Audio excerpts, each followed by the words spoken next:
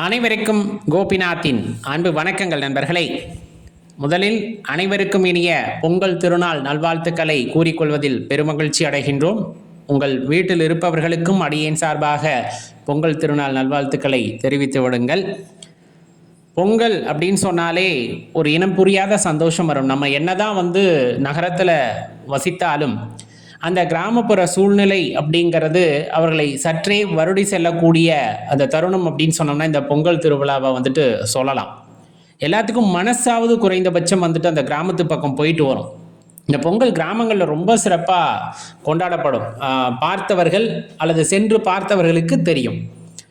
ஏன்னா இன்றைக்கி நகர வாழ்க்கையில் ஒரு சின்ன பாத்திரத்தை எடுத்து அந்த கேஸ் ஸ்டவ்வில் வச்சு பொங்கல் வைக்கிறத நம்ம பார்த்துருப்போம். ஆனால் கிராமத்து பக்கம் போனோம் அப்படின்னா அந்த மண் வாசம் மாறாத அந்த பச்சை பானையில் பெரிய பானையாக இருக்கும். சின்னதெல்லாம் வாங்க மாட்டாங்க. பானை பெருசாக வாங்கி அதில் தண்ணீர் ஊற்றி அந்த கழுநீர் பிடித்த தண்ணீரை ஊற்றி பொங்கல் வைத்து அது பொங்கி வரும்போது இருக்கின்ற மகிழ்ச்சி அப்படிங்கிறது அப்படியே நினச்சி பார்த்தோம்னா அந்த இடத்துல நின்னோம்னா அவ்வளவு சந்தோஷத்தை உண்டாக்கக்கூடிய அறுவடை திருநாள் அப்படின்னு சொன்னோம்னா இந்த பொங்கல் திருநாளை சொல்லுவாங்க. புத்தரிசி கொண்டு பொங்கல் படைத்து சூரிய பகவானுக்கும் அதே போல் மாட்டுப்பொங்கல் அன்று தனது ஜீவராசிகளுக்கு எல்லாத்துக்கும் அந்த பொங்கலை பரிமாறி கொண்டாடுகின்ற அந்த சந்தோஷம் அப்படிங்கிறது இந்த வருடத்தின் ஒரு முறை கிடைப்பது. அது ரொம்ப மகிழ்ச்சியானது. அந்த தருணத்தை யாரும் தவறவிட மாட்டார்கள். அந்த வகையிலே வாய்ப்பு கிடைத்தால் அருகாமையிலே உங்கள் சொந்தக்காரங்க இருந்தாலும் சரி, தெரிஞ்சவர்கள் இருந்தாலும் சரி, கிராமத்துக்கு போய் பொங்கலை கொண்டாடுறதுக்கு முயற்சி செய்யுங்க. கண்டிப்பாக ரொம்ப சிறப்பான விஷயமாக இருக்கும். சரி, இப்போ இந்த பொங்கல் திருநாளிலே பார்த்தீங்க அப்படின்னா போகி அப்படின்னு நம்ம முதல்ல ஆரம்பிக்கின்றது. காப்பு கட்டி ஆரம்பிப்பாங்க. அதுக்கப்புறம் பொங்கல் திருநாள், அதாவது சூரியனுக்கு நாம் படைக்கின்ற படையல் பொங்கல் வைத்து அப்படிங்கிறது. அடுத்து மாட்டு பொங்கல் அப்படிங்கிறது உழவுக்கு துணை புரிந்த ஜீவராசிகளுக்கு நன்றி செலுத்தும் வகையிலே வைக்கக்கூடிய பொங்கல் அப்படின்னு சொல்லக்கூடியது மாட்டு பொங்கல். அடுத்து காணும் பொங்கல், உற்றார் உறவினர்களுடன் கூடி பேசி மகிழ்ந்திருந்து அந்த பொங்கலை வைத்து அதை சாப்பிடுகின்ற அந்த சந்தோஷம் அப்படிங்கிறது குடும்பமாக சந்தித்து அந்த பரிமாறிக்கொள்ளக்கூடிய அன்பு அப்படிங்கிறது இந்த இடத்துல காணும் பொங்கல் அப்படின்ட்டு வரிசையாக நம்ம சொல்லிக்கிட்டே போவோம். இது எப்படி அப்படிங்கிறத ரொம்ப சுருக்கமாக பார்த்தெல்லாம் பொங்கல் வைக்கக்கூடிய நல்ல நேரத்தையும் இதில் நம்ம பார்த்துடலாம். காணும் பொங்கல் அப்படிங்கிறது ரொம்ப சிறப்பு. கடைசி நாள் நம்ம கொண்டாடுவோம் இல்லையா, அதை தவற விட்டுறாதீங்க. இந்த காலகட்டத்துக்கு அது ரொம்ப முக்கியமாக இருக்குது. எல்லாருமே மொபைலை பார்த்துக்கிட்டே இருக்கோம், சொந்த பந்தங்களை நேரில் பார்க்குறதில்ல. அது முடிஞ்சால் இந்த இருக்க ரொம்ப நம்ம பார்க்கணுன்னு நினைக்கிறவங்கள போய் பார்த்து உங்கள் அன்பை பரிமாறிக்கொள்ளுங்கள்.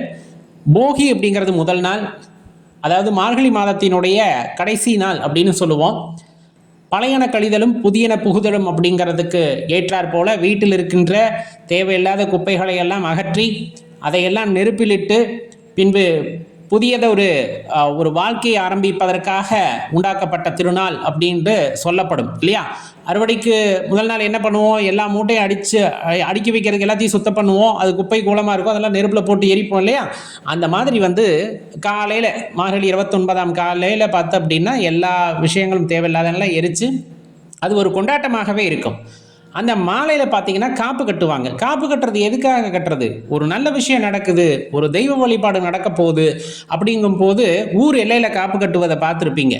ஊர் சாமி, எல்லை சாமி, இவங்களுக்கெல்லாம் திருவிழா வைக்கணும்னா காப்பு கட்டுவாங்க. அது மாதிரி ஒவ்வொரு வீட்டிலையும் காப்பு கட்டுவாங்க. ஏன் அப்படின்னா அன்னைக்கு அந்த குலதெய்வத்தை வழிபட போகிறோம். அப்போ அதுக்கு முன்னாடி காப்பு கட்டிட்டு தானே ஆரம்பிக்கணும். எந்த தடங்களும் இல்லாமல் நல்லபடியாக முடியணும் அப்படின்னு சங்கல்பம் செய்வாங்க அப்படின்னு சொல்லுவாங்களே, அந்த மாதிரி இந்த காப்பு கட்டுவாங்க. காப்பு கட்டுறதுல மூலிகைகளை வைத்து காப்பு கட்டுவாங்க. அந்த வேப்பந்தலையாகட்டும், பீழைப்பூவாகட்டும், ஆவரம் பூவாகட்டும், இந்த மாதிரி நிறைய விஷயங்களை ஒவ்வொரு பகுதிக்கு தகுந்தாற் போல வைத்து காப்பு கட்டுவார்கள். மாலை நேரத்திலே காப்பு கட்டக்கூடிய பழக்கம் அப்படிங்கிறது நிறைய இடங்கள்ல இருக்கும். இந்த போகி கொண்டாட்டத்திற்குள்ள வரக்கூடிய ஒரு விஷயம். அடுத்து ரொம்ப முக்கியமானதுன்னு சொல்லப்படுறது தான் இந்த தை 1ஆம் தேதி அப்படின்னு சொல்லக்கூடியது. உத்தராயண புண்ணிய காலம் அப்படின்னு சொல்லுவோம். சூரியன் தன் திசையை மாற்றி பயணிக்க ஆரம்பிக்கக்கூடிய நிகழ்வு அப்படின்னு சொல்லக்கூடியது. அதாவது நம்ம சாஸ்திரத்தில் அப்படி சொல்கிறது, சூரியன் அங்கேயே தான் இருப்பார். இந்த பூமி சுற்றி வருவதில் ஏற்படக்கூடிய மாற்றம் அப்படிங்கிறத நம்ம தெளிவாக புரிஞ்சுக்கணும் இந்த இடத்துல. இப்போ அந்த ஒரு குறிப்பிட்ட காலகட்டத்திலேருந்து சீதோஷ்ண நிலையெல்லாம் மாற ஆரம்பிக்கும்.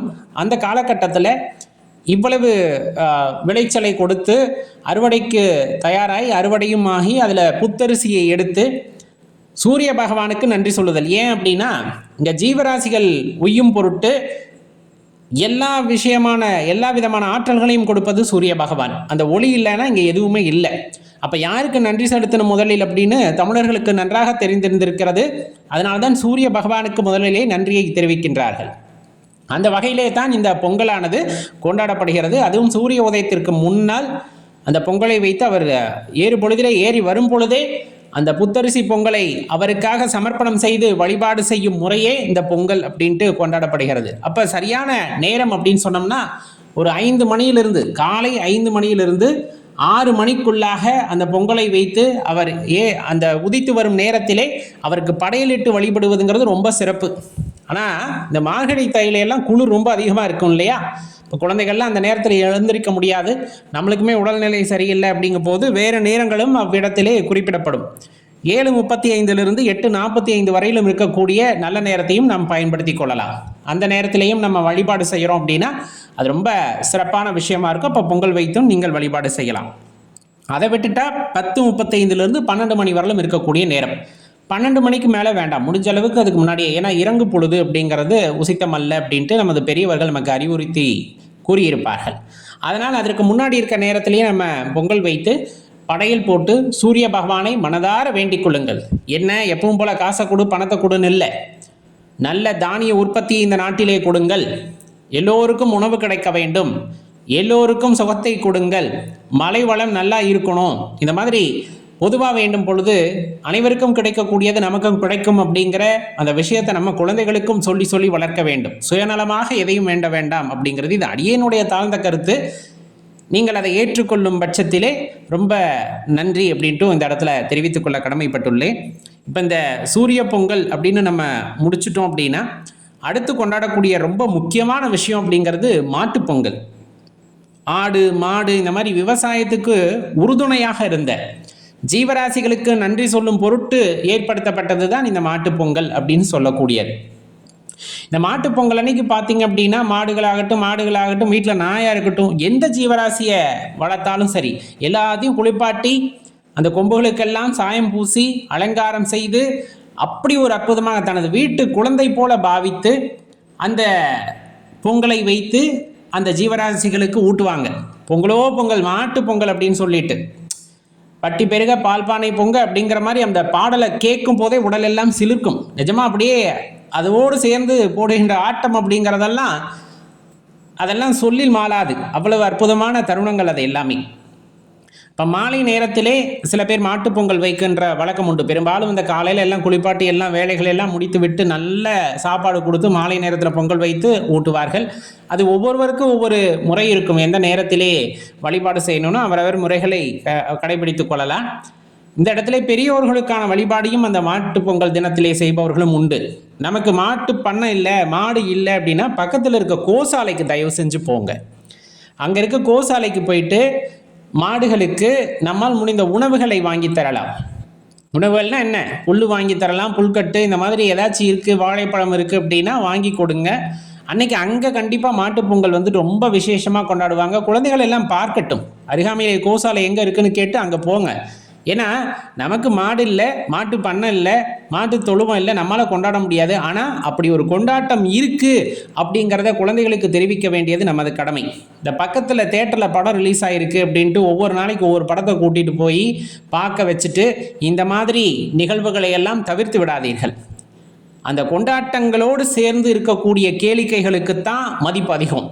கொண்டாட்டங்களை தவிர்த்து கேளிக்கையே கொண்டாட்டமாக மாறுகிறது அப்படின்னா நம்முடைய மரபுகள் கொஞ்சம் கொஞ்சமாக அழிந்துவிடும் அப்படிங்கிறத இந்த இடத்துல நம்ம தெளிவாக தெரிவித்து கொள்ள வேண்டியது இருக்கிறது.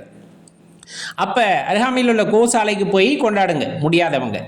இது மாட்டுப்பொங்கல் அப்படின்னு சொல்லக்கூடியது. அடுத்து சொல்லக்கூடியது தான் முக்கியமானது. அப்படியே முன்னாடியே குறிப்பிட்ட மாதிரி காணும் பொங்கல் அப்படிங்கிறது உற்றார் உறவினர்களுடன் கூடி மகிழ்ந்து அந்த சந்தோஷமாக இருக்கிறது. சொந்த பந்தம் எல்லாம் ஒன்றா ஒரு இடத்துல கூடி இந்த பொங்கல் வைத்து அல்லது வேண்டிய உணவுகளை சமைத்து பார்த்து அன்பை பரிமாறிக்கொள்வது இந்த காணும் பொங்கல் அப்படிங்கிறது. இன்றைக்கி எல்லாம் வீடியோ கால் போட்டு பேசிகிட்டு இருக்கோம்.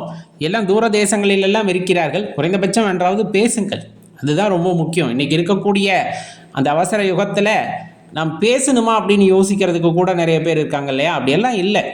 அன்பை பரிமாறிக்கொள்வதும் கொண்டாட்டங்களும் தான் நமது வாழ்க்கையிலே ஒரு பெரிய அங்கமாக இருந்திருக்கிறது. வாழ்க்கையிலே சந்தோஷமாக கொண்டாட்டத்துடன் கூடிய வாழ்க்கையை நடத்திய நமது முன்னோர்கள் என்றுமே தோற்று போனவர்கள் அல்ல. அவர்கள் அந்த கொண்டாட்டத்தின் மதிப்பை உணர்ந்திருந்தார்கள். அதனால்தான் எந்த ஒரு சின்ன விஷயமாக இருந்தாலும் அந்த இடத்திலே அந்த கொண்டாட்டம் அப்படிங்கிறது நமக்கு தேவைப்படுகிறது என்பதை உணர்ந்ததன் காரணமாக நிறைய கோவில் திருவிழாக்களாகட்டும், இதே போல காணும் பொங்கல் போல நிறைய விஷயங்களில் ஒவ்வொருத்தரும் சந்தித்து அன்பை பரிமாறிக்கொள்ளக்கூடிய நிறைய நிகழ்வுகளை ஏற்படுத்தி வைத்திருந்தார்கள். அதை கொஞ்சம் கொஞ்சமாக இழந்து வருகின்றோம் அப்படிங்கிறத இந்த இடத்துல ரொம்ப வருத்தகரமான தகவல். இருந்தாலும் இந்த பொங்கல் திருநாள் அனைவரையும் இணைக்கக்கூடிய ஒரு பெரிய பாலமாக இருக்கட்டும், அன்பை பரிமாறிக்கொள்ளக்கூடிய ஒரு ஊடகமாக இருக்கட்டும் அப்படின்னு எல்லாம் அந்த இறைவனை வேண்டிக் கொள்ளலாம். நண்பர்களே, மறக்காம இந்த பொங்கல் சிறப்பாக இருப்பதற்காக உங்களால் என்ன இயலுமோ அதை தானமாக கொடுங்கள். இயலாதவர்களுக்கு தான தர்மங்களை செய்யுங்கள். மறக்க முடியாததாக இருக்கும் இந்த பொங்கல் அப்படிங்கிறது உங்கள் வாழ்க்கையில். இது குறித்து உங்களது கருத்துக்களை கீழே கமெண்ட்டில் பதிவு பண்ணுங்கள். மறக்காமல் இந்த வீடியோவை ஒரு 4 பேத்துக்காவது ஷேர் பண்ணுங்கள். நன்றி, வணக்கம்.